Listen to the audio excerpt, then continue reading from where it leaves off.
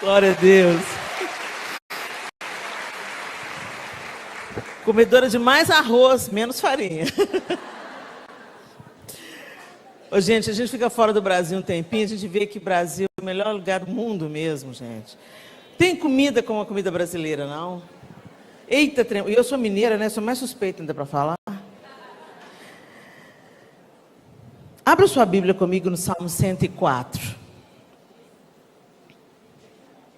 Se você não... Nós vamos ter uma leitura extensa, mas eu queria que você mergulhasse comigo nessa leitura.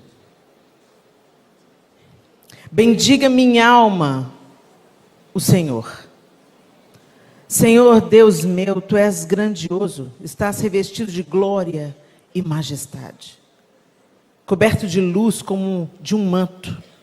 Tu estendes o céu como uma cortina, pões nas águas o vigamento da Tua morada, toma as nuvens por carruagem e voas nas asas do vento. Fazes os Teus anjos ventos e a Teus ministros labaredas de fogo. Lançaste os fundamentos da terra para que ela não se abale em tempo nenhum. Tomaste o abismo por vestuário e a cobriste. As águas ficaram acima das montanhas. Com a tua repreensão as águas fugiram. Com a voz do teu trovão bateram em retirada. Elevaram-se os montes, desceram os vales, até o lugar que lhes havias preparado. Puseste as águas divisa, que não ultrapassarão, para que não voltem a cobrir a terra. Tu fazes rebentar fontes no vale, cujas águas correm entre os montes, dão de beber a todos os animais do campo. Os jumentos selvagens matam a sua sede. Junto delas, as aves do céu têm o seu pouso, e por entre a ramagem, elas se põem a cantar. Do alto de tua morada regas os montes, a terra farta-se do fruto de tuas obras. Fazes crescer a relva para os animais e as plantas que o ser humano cultiva, para que da terra tire o seu alimento. O vinho que alegra o coração, o azeite que lhe dá brilho ao rosto e o pão que lhe sustém as forças. São saciadas as árvores do Senhor e os cedros do Líbano que ele plantou, em que as aves fazem os seus ninhos. Quanto à cegonha, a sua casa é nos ciprestes. Os altos montes são das cabras monteses e as rochas o refúgio dos arganazes. Fez a lua para marcar o tempo, o sol conhece a hora de se pôr. Envias as trevas e vem a noite, na qual vagueiam os animais da selva. Os leãozinhos rugem pela presa e buscam de Deus o sustento. Em vindo o sol, eles se recolhem e se acomodam nos seus covis. Então as pessoas saem para o seu trabalho e para o seu serviço até a tarde. Que variedade, Senhor, nas tuas obras! Fizeste todas elas com sabedoria. A terra está cheia das tuas riquezas. Eis o mar vasto, imenso, no qual se movem seres sem conta, animais pequenos e grandes. Por ele transitam os navios e o Leviatã que formaste para nele brincar. Todos esperam de ti que lhes dês de comer a seu tempo. Se lhes dás, eles o recolhem. Se abres a mão, eles se fartam de bens. Se escondes o rosto, eles se perturbam. Se lhes cortas a respiração, morrem e voltam ao pó. Envias o teu espírito, eles serão criados e assim renovas a face da terra. Que a glória do Senhor dure para sempre. Exulte o Senhor por tuas obras. Com só olhar para a terra, Ele a faz tremer. Toca as montanhas e elas fumegam. Cantarei ao Senhor enquanto eu viver. Cantarei louvores ao meu Deus durante a minha vida. Seja-lhe agradável a minha meditação. Eu me alegrarei no Senhor. Desapareçam da terra os pecadores e que os perversos deixem de existir. Bendiga minha alma o Senhor. Aleluia. Como você se sentiu ouvindo o salmista? Te deu uma fagulha de esperança? Seu coração ficou quentinho assim? Por um momento você começou a imaginar que as ondas vêm até a areia e retornam, porque Deus colocou um limite no mar. Por um momento te ocorreu que o peixinho que a gente nem enxerga direito, ou um micro-organismo característico do mar, convive junto com o maior peixe.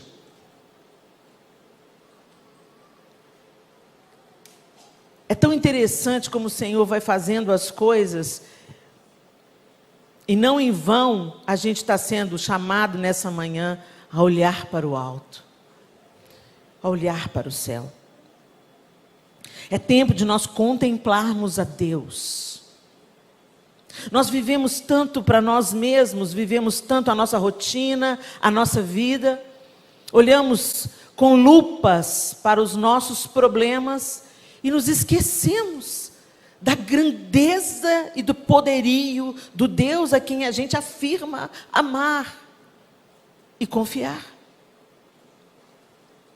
Você não precisa abrir, mas eu quero ler para você o que está em Romanos 1, de 18 a 21.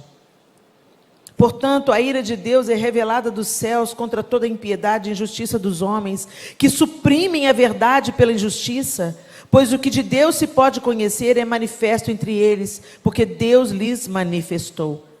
Pois desde a criação do mundo, os atributos invisíveis de Deus, seu eterno poder e sua natureza divina, têm sido vistos claramente, sendo compreendidos por meio das coisas criadas, de forma que tais homens são indesculpáveis. Porque tendo conhecido a Deus, não glorificaram como Deus, nem lhe renderam graças, mas os seus pensamentos tornaram-se fúteis e o coração insensato deles obscureceu-se. O que Paulo está escrevendo à igreja em Roma, aos romanos, é que nós somos indesculpáveis diante de Deus, porque olhando para as coisas criadas, nós vemos as características daquele que as criou. Nós vemos o poder, a majestade daquele que as formou. Não, a natureza não é Deus. Algumas pessoas dizem, o sol é uma divindade, Deus é o mar, Deus é... Não, Deus é Deus, o Criador de todas as coisas. E é impossível a gente olhar para a expressão de um artista, para a sua obra, e não perceber ali o seu caráter e sua personalidade.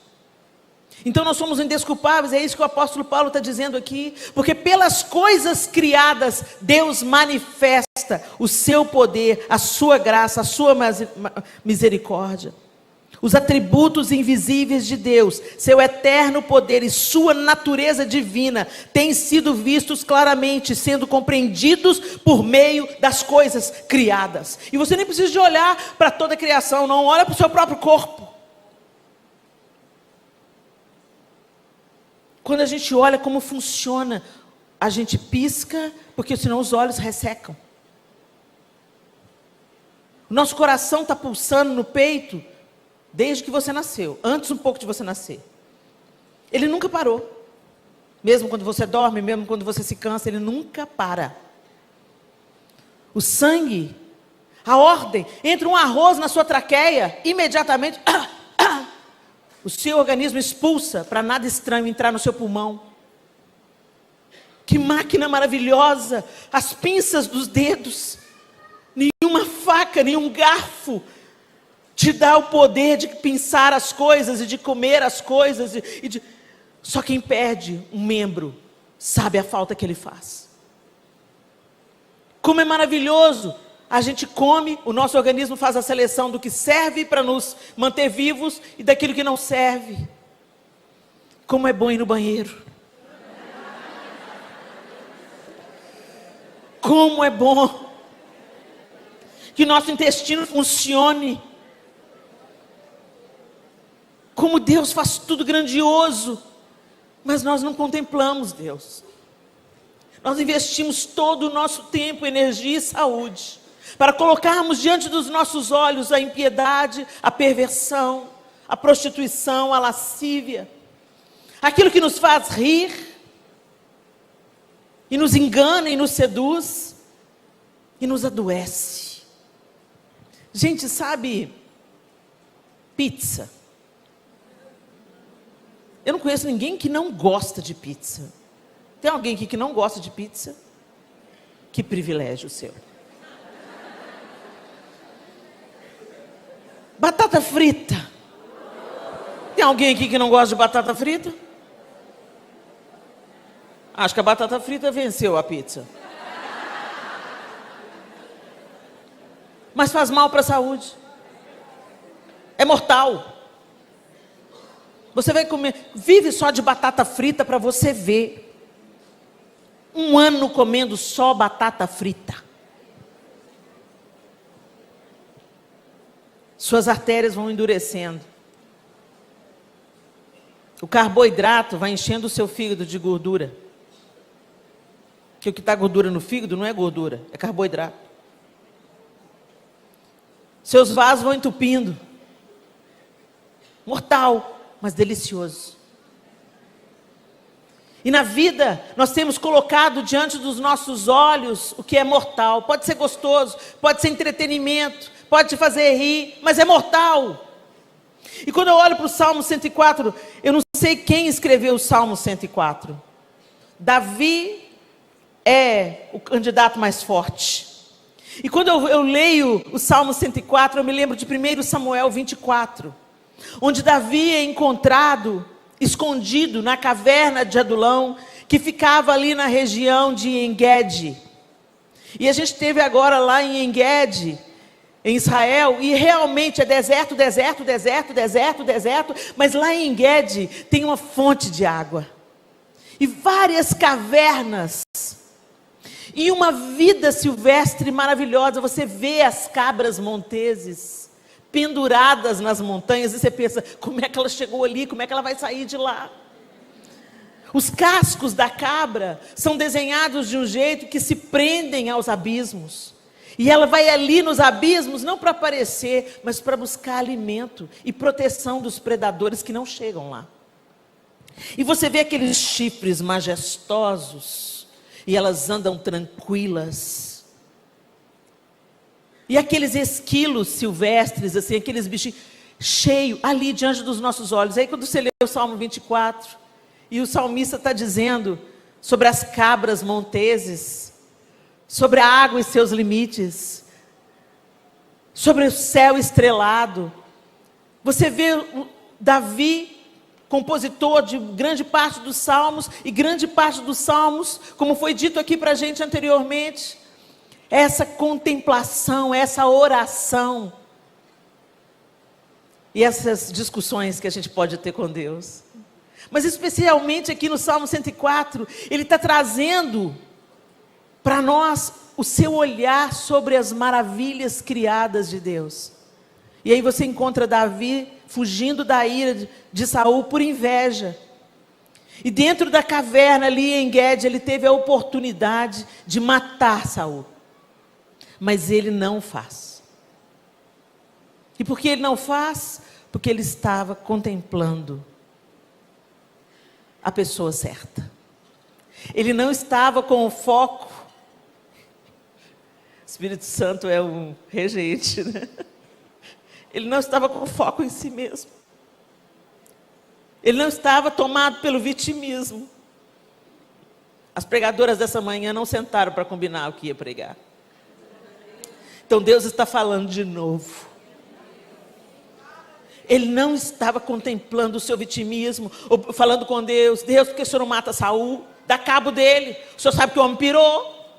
O Senhor já reprovou ele, ele fez o que era mal perante o Senhor, está tentando me matar por inveja. Me livra desse cabra. E quando ele viu Saul, ele podia ter entendido que Deus o estava entregando. E por que Davi não enxergou isso? Porque ele não estava olhando para o seu umbigo, para a sua própria dor ou para o seu próprio interesse. Ele estava olhando para os céus abertos. Ele estava contemplando o Criador de todas as coisas. E nos é urgente nos dias de hoje contemplarmos Deus. Nós precisamos contemplar Deus. Ou enfatizando, nós precisamos de colocar os nossos olhos sobre os céus que já estão abertos.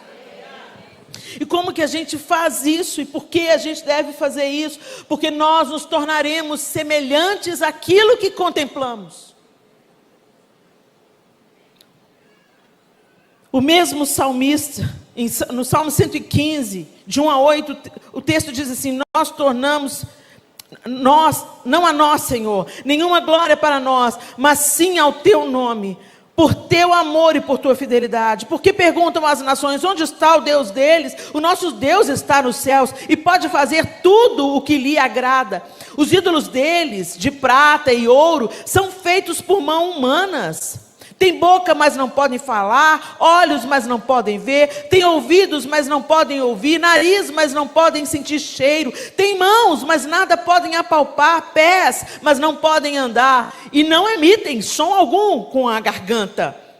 Tornem-se como eles, aqueles que os fazem e todos os que neles confiam. Essa mesma palavra é repetida no Salmo 135. O Senhor defenderá o seu povo e terá compaixão dos seus servos. Os ídolos das nações não passam de prata e ouro, feitos por mãos humanas. Tem boca, mas não podem falar, olhos, mas não podem ver, tem ouvidos, mas não podem escutar, nem há respiração em sua boca. Tornem-se como eles, aqueles que os fazem, e todos os que neles confiam. Nós nos assemelhamos àquilo que adoramos. E a quem nós temos adorado, a quem nós temos contemplado, diante de quem nós paramos e de onde absorvemos a nossa força e vigor. Estamos exaustos, cansados, desesperados, erguendo punhos, como se Deus tivesse se esquecido de nós, mas na verdade muitas vezes nós é que nos esquecemos dele. Nós temos o nosso Deus nos nossos lábios, mas o nosso coração está longe dele. Nós trazemos Jesus estampado nas nossas camisetas, mas não paramos diante do Senhor. Eu comecei a ficar um pouco incomodada com alguns absurdos que a gente vê as pessoas falando, a maneira como elas estão vivendo as suas vidas, já há anos e anos dentro da igreja. Eu fico pensando, meu Deus, como é que uma pessoa está fazendo isso? Ela está todo domingo no culto, ela frequenta as reuniões, ela faz parte de uma comunidade de fé, elas fazem parte dos congressos, elas participam ativamente até do ministério, e estão falando dessa maneira, estão pensando dessa maneira. E aí eu comecei a fazer uma pesquisa, nos lugares onde eu ia pregar, eu comecei a perguntar, quem aqui já leu a Bíblia toda? E eu comecei a ficar perplexa, porque num auditório como esse, 10 mãos se erguem. Como que a gente não lê a Bíblia? Como que a Bíblia é um livro para a gente deixar aberto no Salmo 91, como se fosse um patuá, um amuleto? Como nós não contemplamos Deus? Porque nós queremos ouvir a palavra profética, mas a maior de todas as profecias é a palavra escrita. As escrituras. Inclusive nós não seremos enganados pela profecia, se ela estiver alinhada com a palavra escrita, porque Deus não desfaz o que Ele disse na sua palavra. Quantos nós fomos vítimas da profetada? E culpamos a Deus, mas Deus falou a promessa, mas não cumpriu. Mas essa promessa que Ele te deu está alinhada com a palavra escrita dele. A Bíblia é um farol, ela nos livra do engano, ela nos livra da mentira, ela nos livra do espírito do anticristo. Mas a gente não lê a Bíblia. A gente quer que as pregadoras leiam para a gente. E a gente se empolga na palavra. Ah, que lindo, mas aí você continua vivendo a sua vida sem conhecer Deus, a quem você diz que ama e serve. Ou quando a gente faz de uma maneira religiosa, para ostentar diante dos nossos irmãos, ou para nos fazer sentir melhores. Eu já li a Bíblia 10 vezes, mas não mudou o seu caráter. Então, minha irmã, você está lendo só para pagar o protocolo. A gente lê a Bíblia como quem se banqueteia, como quem para diante da mesa do Senhor e fala, me mostra a tua face, me revela o teu caráter, confronta o meu, limpa-me pela tua palavra. E essas são as maneiras de nós contemplarmos Deus, através da sua criação e através da leitura da sua palavra. Gente, como é que nós chegamos aqui como igreja evangélica? Houve a reforma protestante. Por que que houve a reforma protestante? Porque a igreja do Senhor se desviou. A igreja romana havia se distanciado da palavra escrita e começou a trazer várias tradições e preceitos humanos em detrimento da palavra escrita do Senhor. E aí começaram a torcer as coisas e a vender indulgências e a cobrar até pelo perdão dos pecados, enquanto a palavra nos diz que somos perdoados pela fé, pela graça, mediante a fé. E aí os reformadores começaram a se incomodar com isso, mas quem manipulava tudo? O clero. Porque o povo não tinha acesso às escrituras. Quem tinha acesso às escrituras eram apenas aqueles que ensinavam. Então eles estavam distorcendo o ensino e ensinando aquilo que eles bem queriam. E vieram os reformadores. E uma das reivindicações é que cada cristão tivesse a Bíblia nas mãos. Que cada cristão lesse as escrituras. Que cada cristão conhecesse e estudasse os evangelhos. As mulheres nem era permitida a elas aprender a ler. E essas mulheres começaram a devorar a palavra escrita. Se fala muito no movimento feminista. O grande poder libertador da mulher foi quando as reformadoras começaram a ler as escrituras e anunciar os evangelhos. E elas foram combatidas, inclusive, por isso. E hoje a gente tem a Bíblia em várias versões. Aqui no meu tablet eu tenho umas 6 versões. Que me dá acesso a uma linguagem mais simples. Hoje eu tenho livros que me auxiliam a ler as escrituras e a compreendê-las de uma maneira mais plena. E sabe o que eu faço? Nada. Eu gasto meu dinheiro com cílios postiços e batom. Enquanto as reformadoras estavam dando a própria vida para terem um coração mais parecido com Cristo. Onde está a ênfase da nossa visão? Isso vai determinar como está a nossa saúde emocional e espiritual. Nós estamos adoentadas, porque estamos investindo naquilo que não é pão, naquilo que não é vida. Nós estamos adoentadas, porque investimos o nosso tempo em coisas frívolas e fúteis. E aí eu quero te chamar para o Salmo 119. Os salmistas realmente hoje estão dando um banho na gente. Salmo 119, que quantas de nós saltam na hora de ler o livro dos Salmos, porque é o mais longo, falam, não, vou ler o Salmo 119, não. Pois deveriam.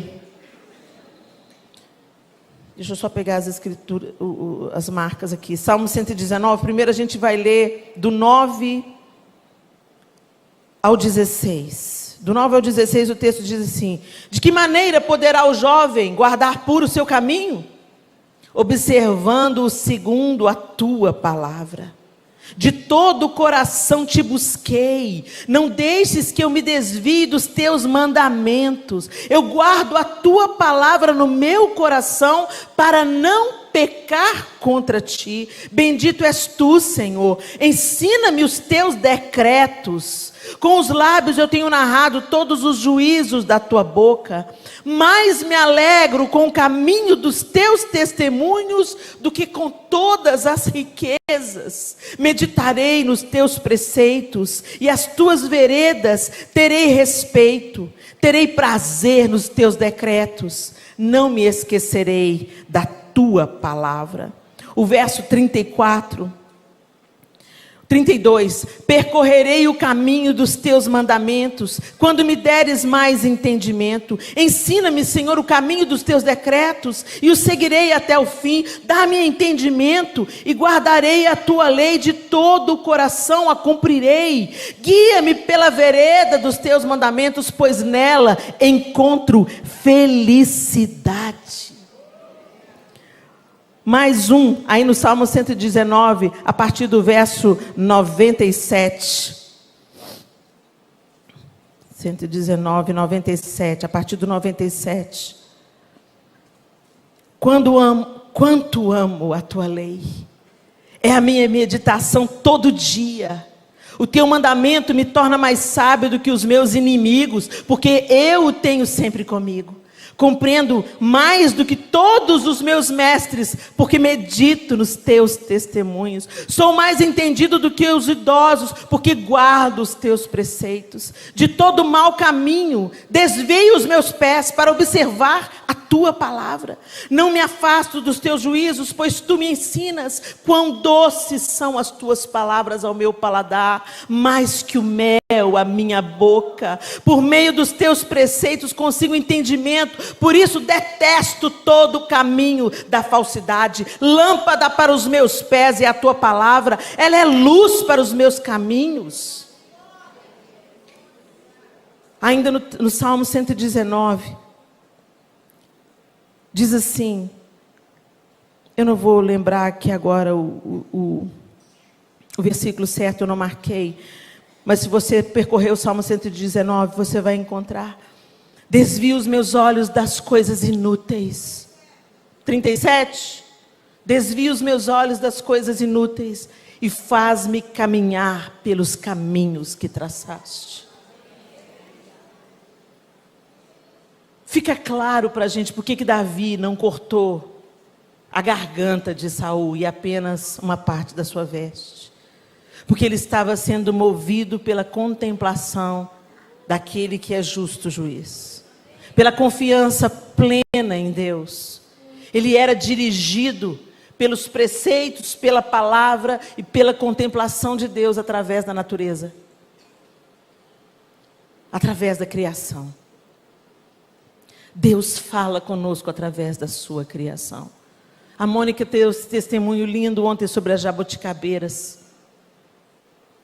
Se você não estava aqui, ela contou que ela foi visitar uma fazenda e esse tempo de seca, estiagem, as árvores de jabuticabeiras estavam sequíssimas.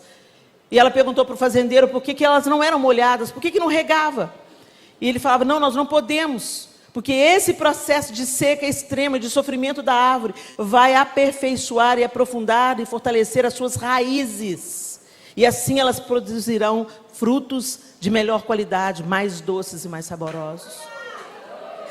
Quando a gente olha para a natureza e os processos da natureza, a gente compreende melhor os processos de Deus conosco. Mas se a gente não parar para contemplar Deus, nós seremos devorados por esse tempo que oferece para a gente snack, pizza e batata frita emocionais, entretenimentos, compras. Como a gente perde tempo na vida e investe dinheiro em coisa inútil. Como a gente investe pesado numa hidratação de cabelo, mas na hora da oferta missionária, a gente cata as moedas no fundo da bolsa. Isso mostra como o nosso coração está deformado pelas coisas desse século. Apegados aos deuses desse templo. Às vezes você pensa que ídolo é uma imagem de escultura. Também. Mas quantas vezes o ídolo é o status que você ostenta? Quantas vezes o ídolo é onde você investe o seu tempo e o seu dinheiro? Nós temos parado diante de Deus para contemplar a sua grandeza, majestade e deixarmos que Ele nos abasteça. É nele que nós temos bebido, é dele que nós temos extraído força e vigor. Ou nós estamos extraindo força e vigor dos seriados de TV, força e vigor dos jornais televisivos, de onde nós temos extraído a vida. Eu não estou dizendo, gente, para você se trancar dentro de uma bolha e não dialogar com o seu século, com o seu tempo que você vive. Eu não estou dizendo para você ser um eremita, porque de onde a igreja se retira, o diabo toma conta.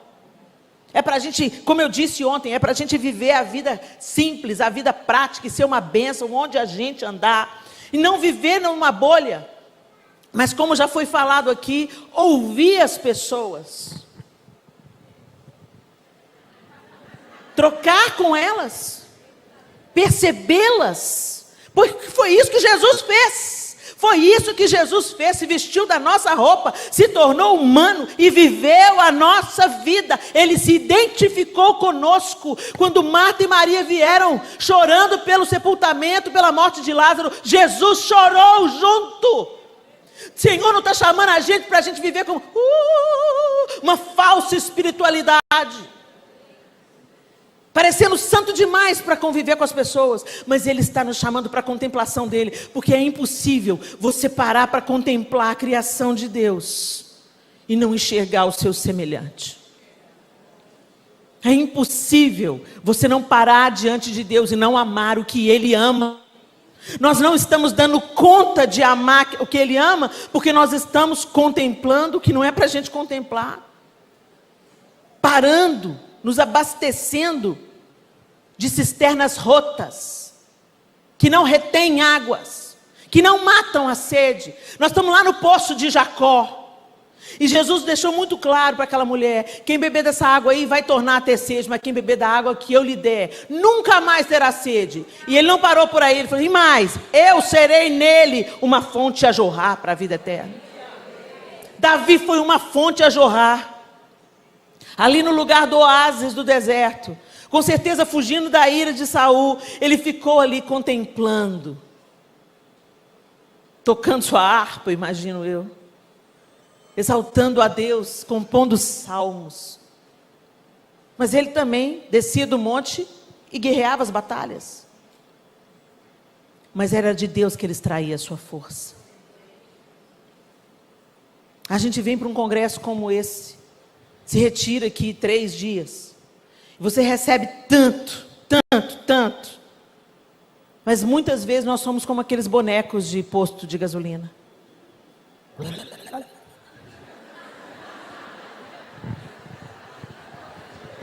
Chega na quarta-feira que vem,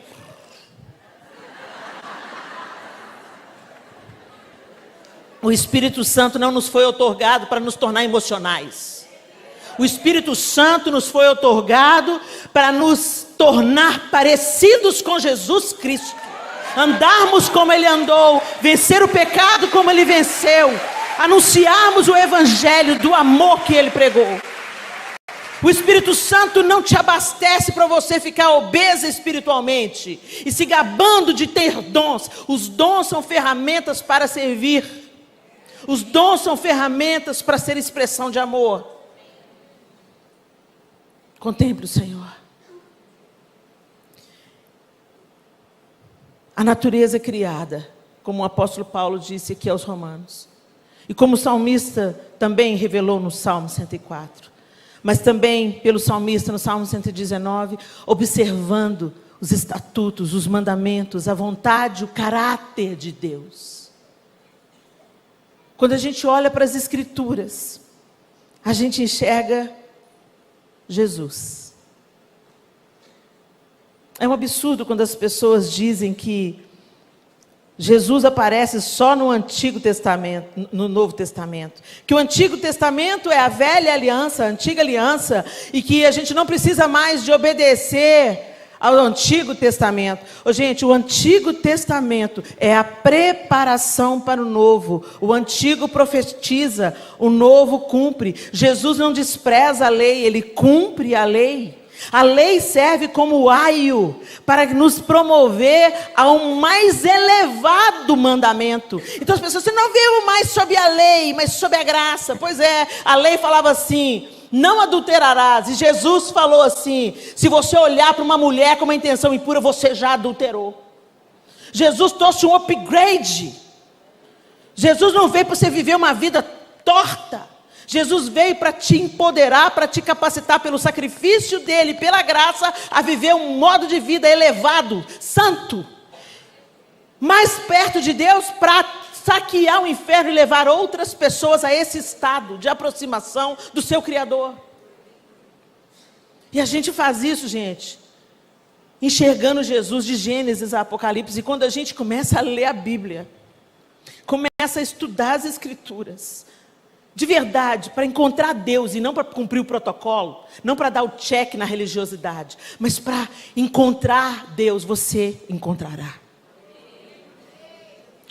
Quando a gente conhece um artista famoso, e a gente começa a ter interesse por esse artista, achar interessante a vida dele, a gente vai no Google e pesquisa tudo.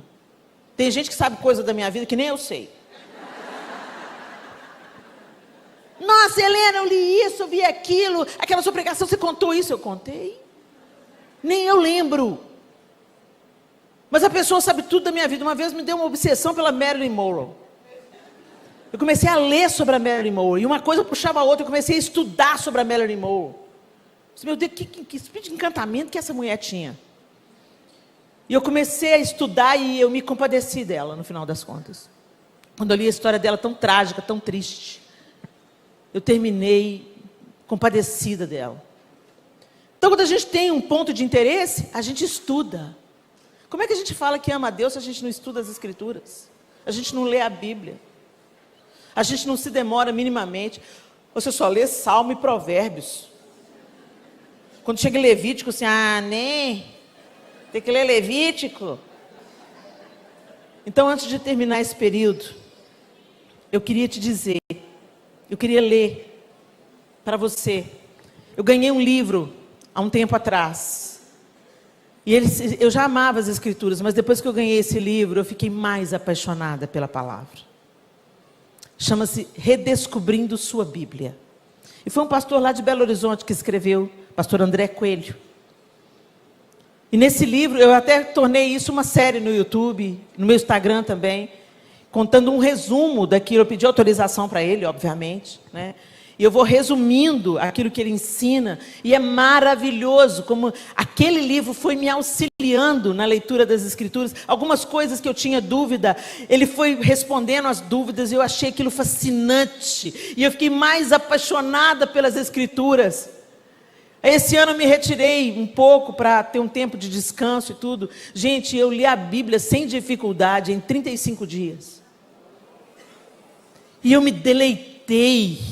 Foi mel para minha boca, cura para minha alma. E eu quero ler de novo, e de novo, e de novo, e de novo, e de novo, porque a palavra é viva, e cada vez que você lê, ela traz algo novo, ela se renova, ela é operante.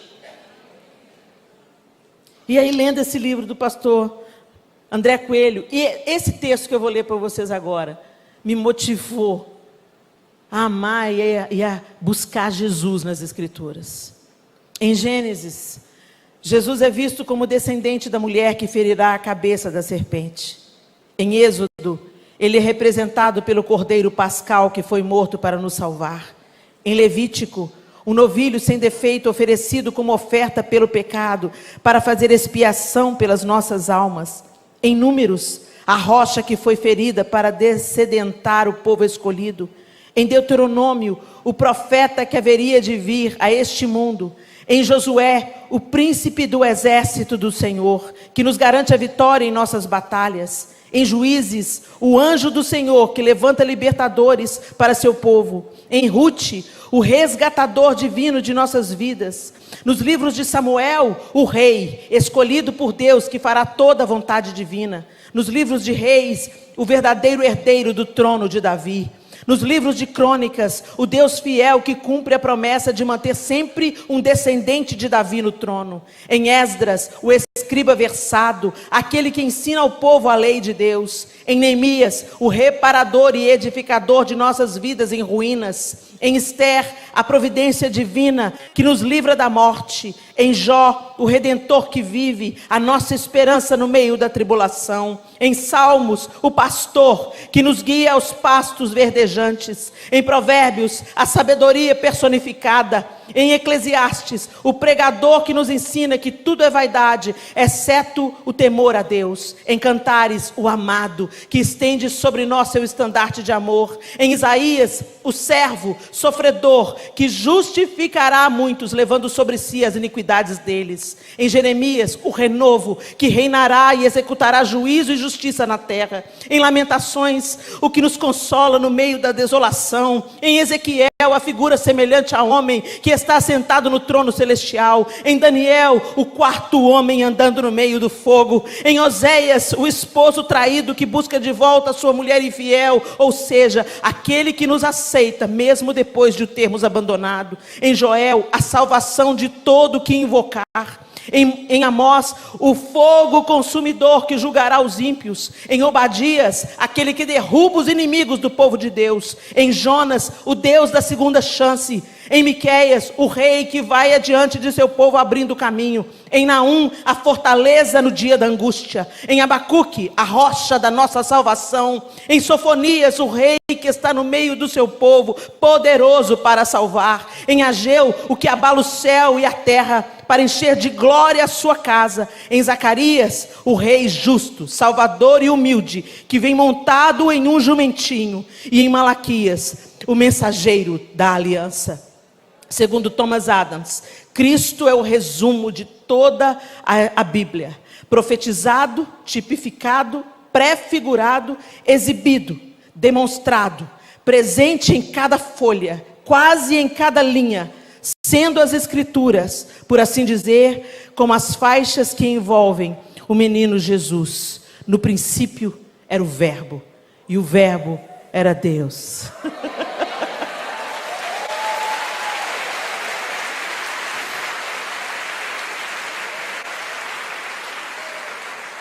Contemple a Deus. A oração é a parte que nós falamos, nós nos derramamos, nós o confessamos, nós suplicamos. A leitura da palavra é a parte que Ele fala. Ele confronta, Ele cura, Ele sara, Ele ensina, Ele exorta e consola. Não abra mão, minha irmã. Não viva só daquilo que nós sabemos e compartilhamos com você nesse púlpito. Buscar-me-eis e me encontrareis quando me buscardes de todo o vosso coração. Entra no seu quarto, fecha a sua porta e busque a presença do Senhor, contemplando a sua bendita palavra. Feche os seus olhos. E eu vou fazer uma pergunta retórica. Você não precisa responder para mim, mas responda para você. Está cansada? Intimidada? Confusa? Abatida? Desanimada? Está tomando a dose do remédio? A palavra de Deus é remédio. Contemplar Deus. Às vezes vale mais você parar diante de um pôr do sol e meditar naquilo que Deus é capaz de fazer, do que uma mesa de aconselhamento. Deus quer se revelar a nós, no vale ou na montanha. Ele disse: eis que estou convosco todos os dias, até a consumação dos séculos. Mas quantas vezes nós ignoramos a sua presença, a sua companhia. Nos entretemos, nos distraímos, ou lambemos as nossas próprias feridas. Nos vitimizamos, culpamos Deus. Mas até para culpar Deus, até essa conversa difícil que a gente tem que ter com Ele, é preciso estar na presença dEle. Onde quer que eu esteja, Senhor, em um vale ou alta montanha, o que faz o meu dia ter cor é a beleza da tua companhia. Não importa o lugar, se comigo o Senhor está, com muito ou pouco sou feliz.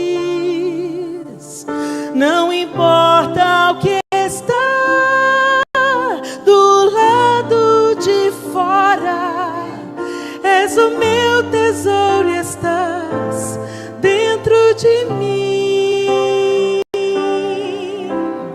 Tua presença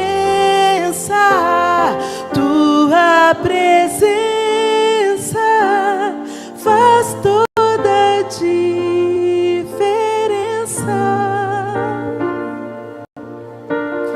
Tua presença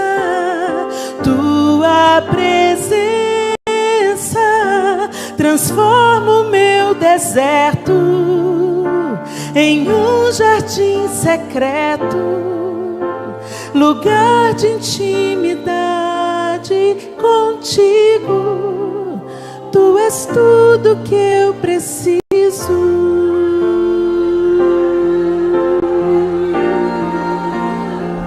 Tudo que eu preciso está em ti, Senhor. Tudo que eu preciso. Senhor, de fato, o Senhor é tudo de que precisamos. Tudo vem de ti. Tudo que temos e somos vem de ti. Nós só acordamos essa manhã porque o Senhor nos deu fôlego de vida. Podemos ler porque o Senhor nos deu essa habilidade. Podemos ver. Podemos respirar. Podemos discernir, entender com o intelecto. Mas queremos te apreender com todos os nossos sentidos. Com todo o nosso coração, com toda a nossa alma.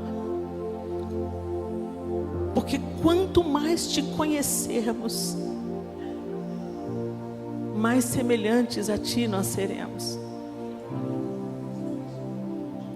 Oh Senhor, revela-te a nós, através da tua palavra, através da tua obra, dos teus feitos, das tuas maravilhas, da tua criação. Que percebamos, Senhor, quem o Senhor é. Que a tua presença seja percebida. Desintoxica-nos desse tempo, Senhor. Nós queremos dialogar com esse tempo. Nós queremos estar onde o Senhor quer que a gente esteja. Nós não queremos fazer tendas em montes e nos excluir. Não. Nós queremos te enxergar na face do nosso próximo. E queremos te derramar em cada abraço, em cada palavra. Mas para isso, nós precisamos ser cheios de ti. Então nos ensina a te contemplar. E que Jesus seja formado em nós pelo poder do teu Espírito.